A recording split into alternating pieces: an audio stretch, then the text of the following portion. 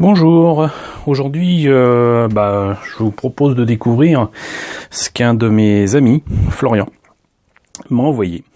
Alors moi je sais ce qu'il y a dans le carton, vous pas. Mais sachez que bien étrangement, Florian a été assez déçu par une maquette de Bandai et d'une licence que vous connaissez bien qui est Star Wars. Et je vous propose de découvrir maintenant ce qu'il m'a envoyé. Et c'est un vaisseau que moi j'attendais de voir dans une qualité à la hauteur de la réputation du vaisseau en question. Je vous l'ai déjà présenté, il me semble, en maquette, très vieille maquette de 1983. Nous on l'avait eu chez Airfix, mais aux États-Unis c'était du AMT VRTL. Et donc il s'agit de, je vous le dis pas, on va voir immédiatement ce qu'il en est. J'en profite pour dire que déjà merci à Florian de m'avoir envoyé cette maquette, c'est très gentil. Et pour vous signaler que donc il m'a envoyé ça dans un petit carton. Et ce petit carton a un logo. Et c'est Mandarake. Il s'agit en fait d'une boutique au Japon, une chaîne de boutiques au Japon très connue là-bas pour ses produits, on va dire, de seconde main, d'occasion. Et il se trouve que pendant longtemps, c'était aussi le moyen, avec cette chaîne de magasins, pour pas mal d'amis et moi-même, de trouver des produits d'occasion mais de qualité, que ce soit des artbooks, des mangas, des maquettes, des jouets. Et Mandarake, à un moment, existait en français. Mais le site, si vous voulez le voir, c'est Mandarake, M-A-N-D-A-R-A-K-E, comme écrit là, .co.jp. Et la version française n'existe plus, mais vous pouvez au moins accéder à la version anglaise. Et il y a quantité de choses de disponibles chez eux. Alors, fut un temps, c'était à des prix acceptables. Maintenant, je trouve quand même que c'est beaucoup trop cher, mais ça permet éventuellement de trouver des objets qui sinon sont difficilement accessibles à un tarif normal et qui ne sont plus édités. Donc si vous cherchez certains produits, notamment maquettes, qui n'existent plus même au Japon, en tout cas à obtenir normalement, d'occasion vous avez toutes les chances de tomber dessus. Donc n'hésitez pas à consulter ce site mandarake.co.jp. On ne sait jamais, vous pourriez peut-être y trouver la perle rare ou la maquette que vous chercheriez. Voilà, donc je pense notamment à ceux qui aimeraient trouver des vieux vaisseaux, je sais pas moi, de Sankukai. Je rappelle que le titre original c'est Message from Space, Uchu no Kaiju no Meseji. Des maquettes de robots comme le Tornrock de l'Empire des 5, du Bioman, des trucs comme ça, enfin des vieilles maquettes des années 80. Si vous cherchez ce genre de choses, c'est le lieu où vous rendre. Donc encore une fois, merci à Florian de m'avoir envoyé cette maquette, et sans plus tarder, on va voir ce que ça donne. Donc, voilà, bien emballé et tout. Et vous avez ici, sans plus tarder, une petite carte postale de Florian, voilà, qui m'a envoyé ça de Rouen. Et c'est une maquette de Bandai du E-Wing. En français, on le lirait A-Wing, mais ça se prononce E-Wing, la lettre A. Et Florian, donc, n'était pas très content de ce kit, assez déçu. Et pourtant moi je le trouve très très cool, très sympa ce machin, et nettement plus beau que le vieux kit d'Airfix AMT ERTL.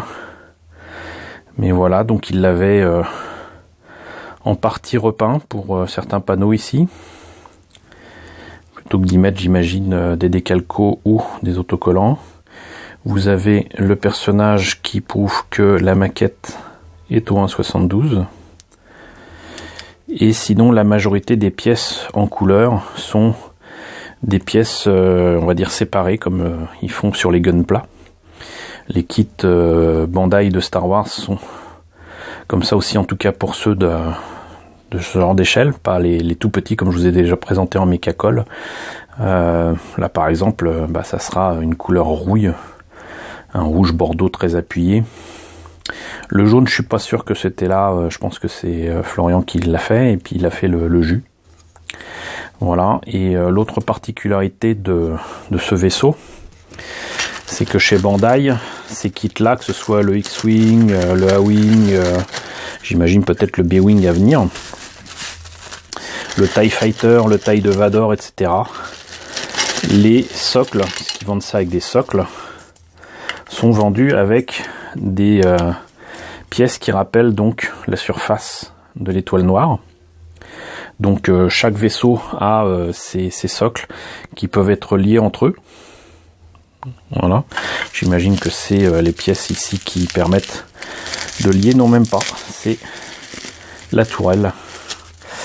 Mais donc voilà, vous avez un socle qui rappelle donc la surface de l'étoile noire, et c'est comme ça avec tous les vaisseaux Star Wars de Bandai, vous pouvez les lier entre eux, ce qui vous fait une surface de l'étoile noire quasi complète. Et la particularité, encore une fois, de ce A-Wing, qui est un peu petit par rapport aux autres maquettes à la même échelle, donc au moins 72, c'est que c'était livré avec la tourelle de défense de DCA de l'étoile noire. Alors ça, c'est une particularité, c'est que ça n'est pas ça n'est pas livré du tout avec les autres kits, et donc vous pouvez vous retrouver comme ça avec cette tourelle qui me semble n'est pas à l'échelle du tout, mais qui est quand même sympa. Voilà, et en plus de ça, c'est articulé. Peut-être le montrer un peu plus près. C'est articulé, et moi je trouve ça vraiment très beau.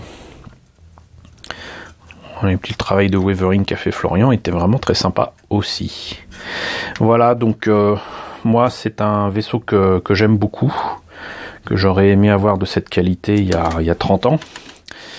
Mais ce n'était pas le cas, il fallait se contenter des vieilleries de Airfix et d'AMT ERTL.